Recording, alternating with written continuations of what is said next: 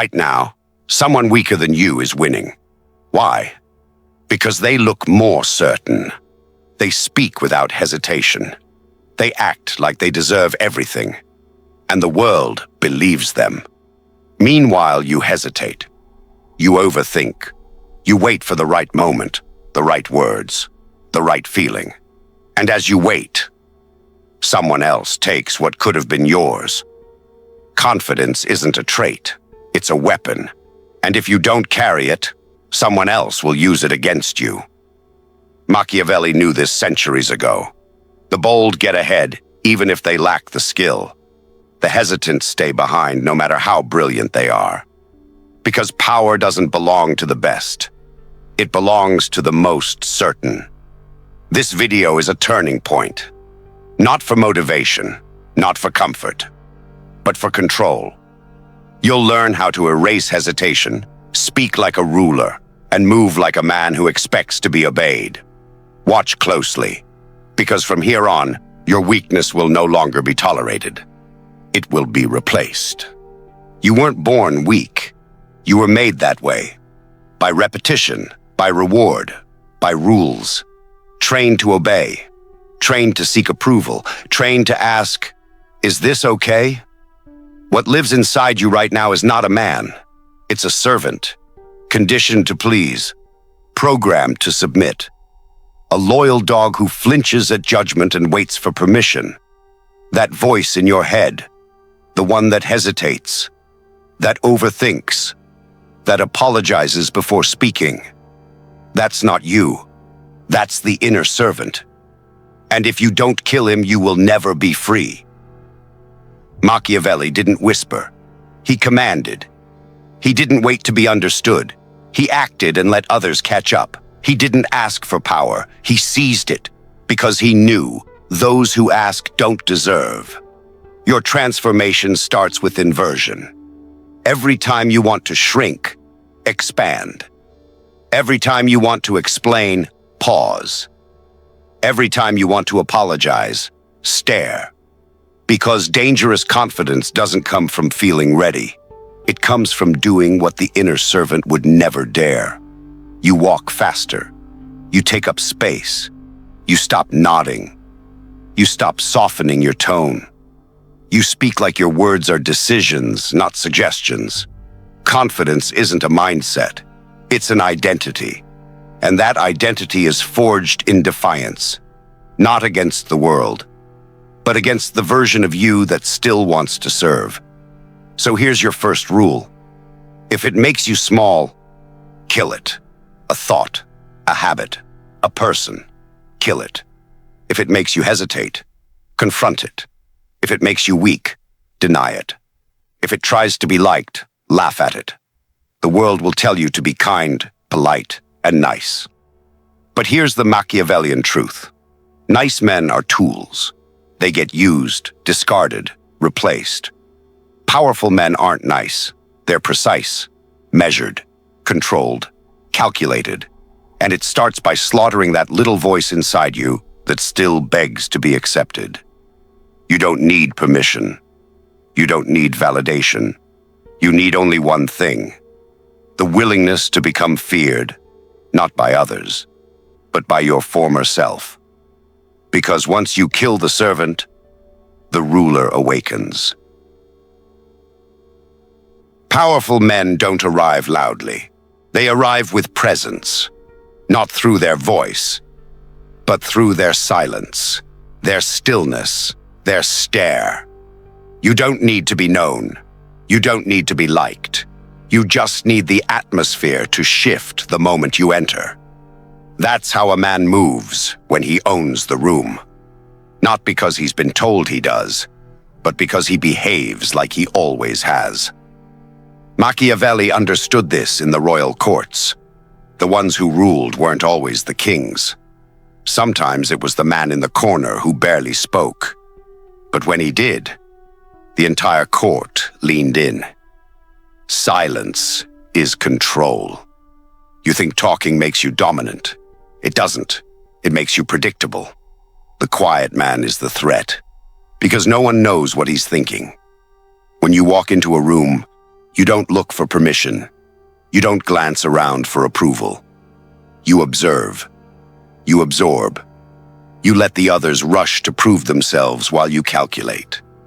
Your posture speaks before your mouth does. You move slowly, not because you're uncertain, but because you're in no hurry. Predators don't sprint unless it's time to strike. Until then, they wait. Calm. Ready.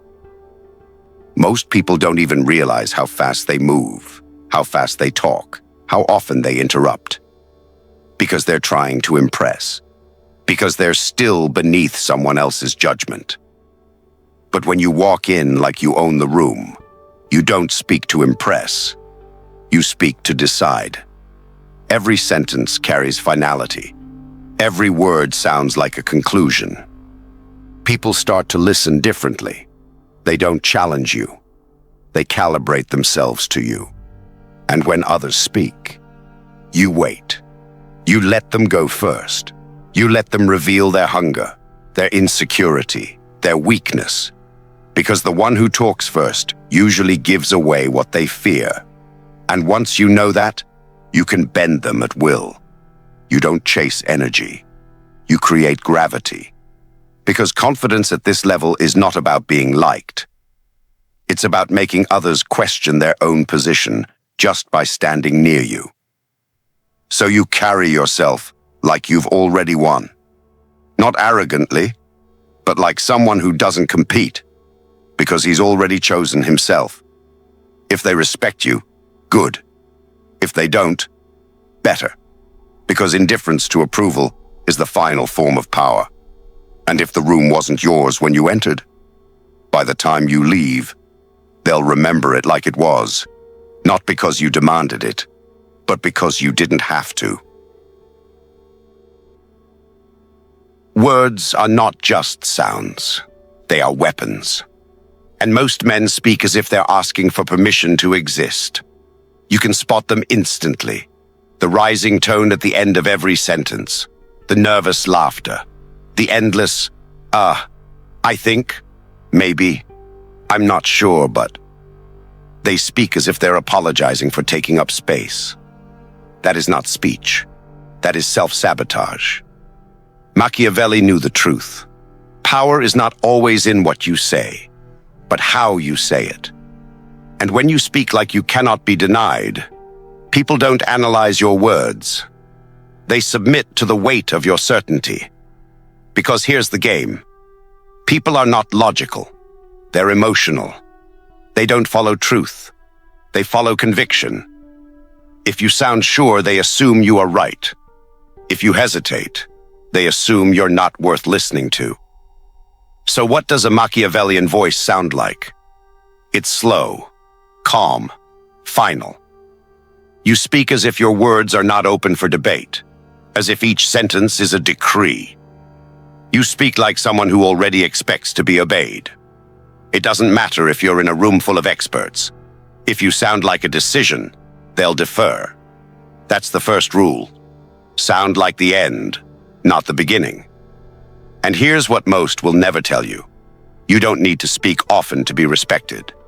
In fact, the more you say, the more chances you give others to decode you, challenge you, or worse, stop fearing you. Speak less, mean more. When you do speak, eliminate softness. No filler, no explanations, no apologies. Never say, I'm just saying, I could be wrong. I don't know if this makes sense, but those are escape hatches for the weak. Burn them. Say what you mean and leave it there. Let others deal with the silence that follows. Because silence after a strong statement is powerful. It dares people to challenge you, and most won't. Why? Because they're too afraid of what else you might say. Now understand this. The tone of your voice is your true message.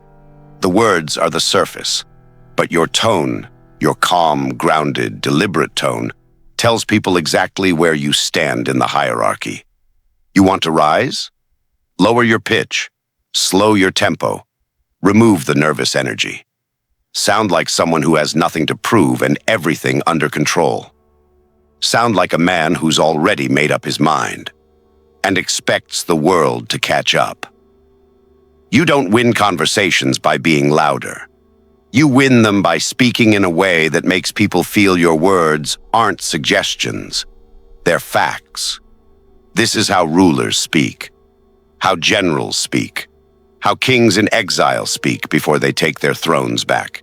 And if someone challenges you, never defend, redirect.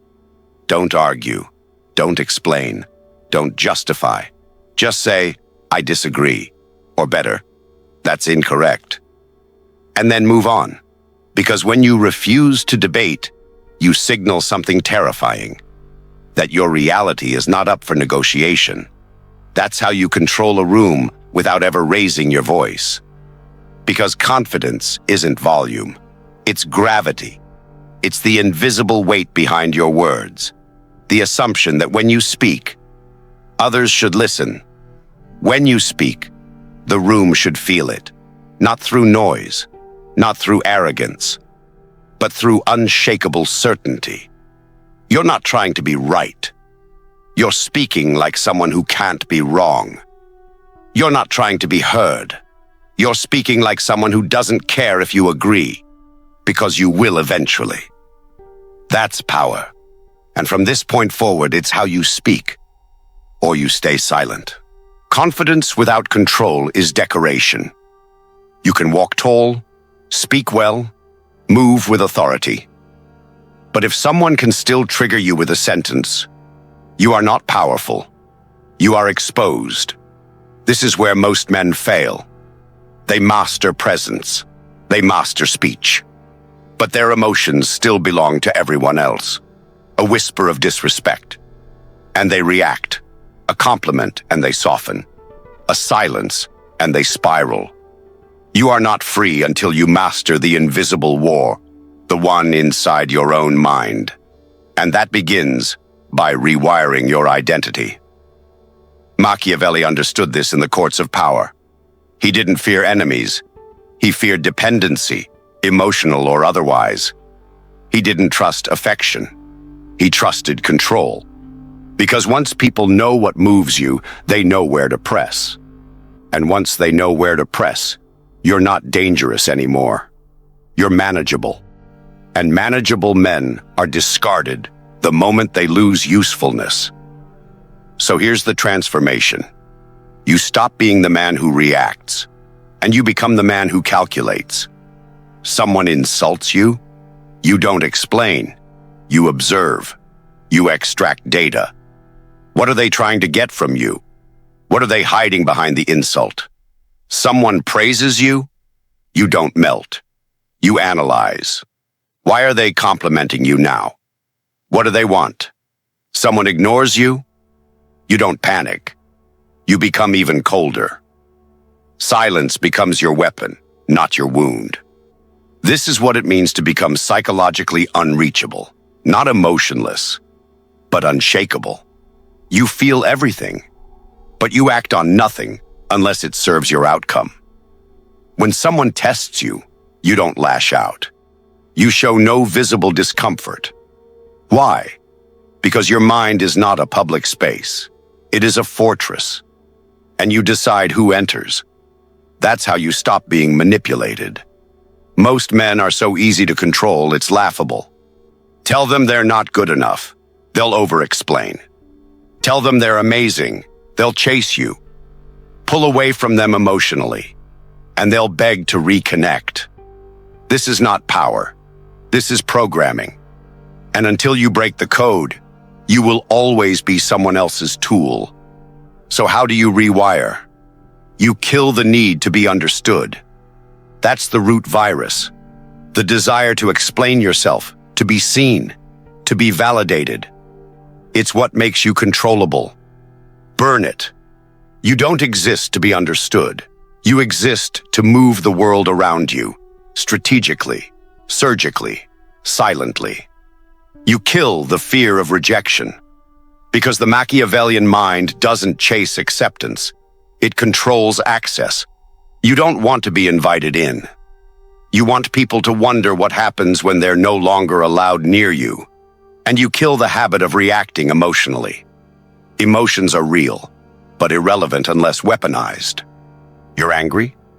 Use it as fuel. You're insulted? Use it as leverage. You're doubted?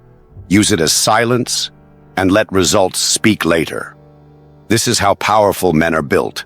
They don't become robotic. They become undeniable. Because once no one can move you emotionally, they can only watch you move with precision and fear what you'll do next. Let others chase peace and understanding.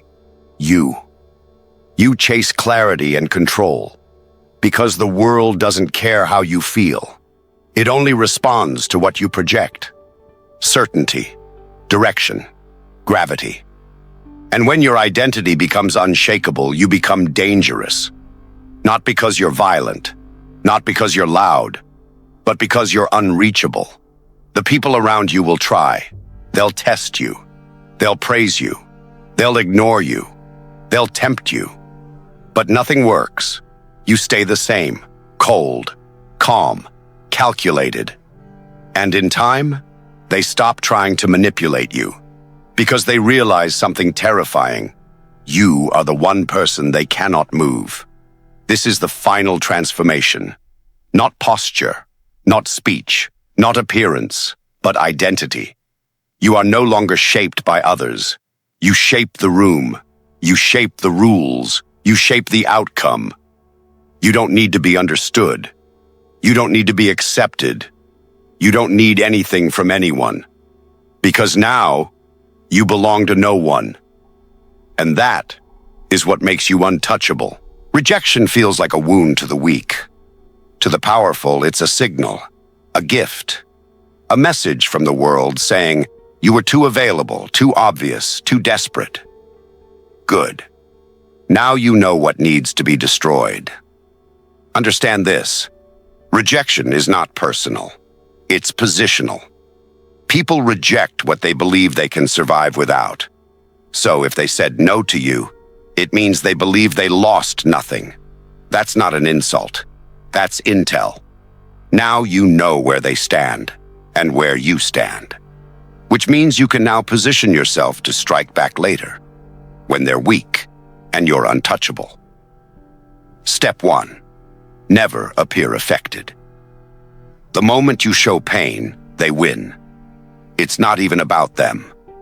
It's about your legend. A Machiavellian mind doesn't panic when the door shuts. It makes the room colder. You weren't rejected. They were disqualified from accessing you. Rejection is only real when you acknowledge it. So you don't react. You evolve. Step 2. Withdraw your presence like a weapon. What happens when something you took for granted disappears? You begin to feel its weight, its value. That's exactly what you do when rejected. Vanish. No explanations, no emotional farewells. Just a strategic absence. And while they feel the void, you build. Machiavelli said, men should be either treated generously or destroyed, because they take revenge for slight injuries, but not for ones too severe. So don't hurt them. Make them irrelevant. Make your silence louder than your words. Make them wonder where you went, how far you've gone, and if they ever had access to you at all. Step 3. Reframe the narrative. Rejection only has power if it looks like you were chasing something. So rewrite the story. Not for them, but for yourself. You weren't rejected. You selected yourself out of a game too small for you. You allowed them to say no because you were observing their behavior. You gave them one opportunity to prove they had the discernment to recognize power. They failed. And in that failure, they told you everything you needed to know. Now, you vanish and upgrade. Step 4. Convert rejection into control. Here's where you win. Rejection is clarity. Most people live in confusion, not knowing who respects them, who uses them, who fears them. But rejection cuts through that fog like a blade. Now you know who's blind. Now you know where your power has no impact. Yet. So what do? You refine your edge. You sharpen your image. You amplify your value so loudly that the people who once ignored you now have to explain themselves when they speak your name. And the next time they come back, they will. You don't even need to reject them. You've already evolved beyond their reach. That's control. Silent, permanent, elegant. Step 5. Weaponize your comeback. The goal is never revenge. Revenge is emotional. Machiavellian power is always calculated, so you don't try to get back at anyone. You let time handle that for you. You reappear only when your presence creates discomfort. When your success is so visible, they can't avoid it. When the person who rejected you is now watching you dominate the very space they thought you didn't belong in, you say nothing. You offer no spite, no sarcasm, no ego. You offer a simple glance, or better, no glance at all. Because now you're not trying to be accepted. You're setting the standard. Final word. Rejection is not defeat. It's the test, the filter, the fire that shows you what needs to be cold, what needs to be cut, and who needs to be left behind. So remember this. You weren't rejected. You were redirected toward a version of yourself that doesn't ask twice, doesn't flinch, and doesn't wait to be chosen. Now go build in silence and return as a force they can't reject, even if they want to. You've been reshaped, not inspired, not motivated, rebuilt. From the inside out, you killed self-doubt, not with affirmations, but with action. You didn't wait to feel ready. You moved, you acted, and you learned that power doesn't belong to the perfect. It belongs to the bold. You took rejection and turned it into fuel. No more chasing approval. Now you let people feel the cost of losing you. You became scarce, strategic, silent. And they noticed. You stopped entering rooms to be accepted. Now you own them. Through presence, posture, and precision. You no longer speak to be heard. You speak as if no one can afford to disagree. And above all, you rewired your identity. You're no longer predictable. You're no longer easily moved. You've become unreachable, emotionally untouchable. They can't provoke you. They can't tempt you. They can't shake you. Because you belong to no one now. And that makes you unforgettable. That's what creates a legend. Not noise, not fame, powerful silence, cold clarity, ruthless consistency. You don't need to announce your transformation. They'll feel it, in your walk, in your tone, in your absence. You've become the man people observe quietly, the one who used to chase, now being chased, the one who used to ask, now deciding, the one who no longer needs approval, because he became the standard. So no, this wasn't just about confidence. This was about dominance, mental, emotional, psychological. You are not here to fit in. You are here to move the pieces, to bend the room, to haunt their memory, even in silence. Because legends don't beg, they don't explain, they exist, and the world reshapes around them. Final command. Like this video if you're done chasing. Subscribe if you're ready to become the kind of man they can't control, can't predict, and can never forget. Because this isn't self-help. This is war. And you just became a weapon.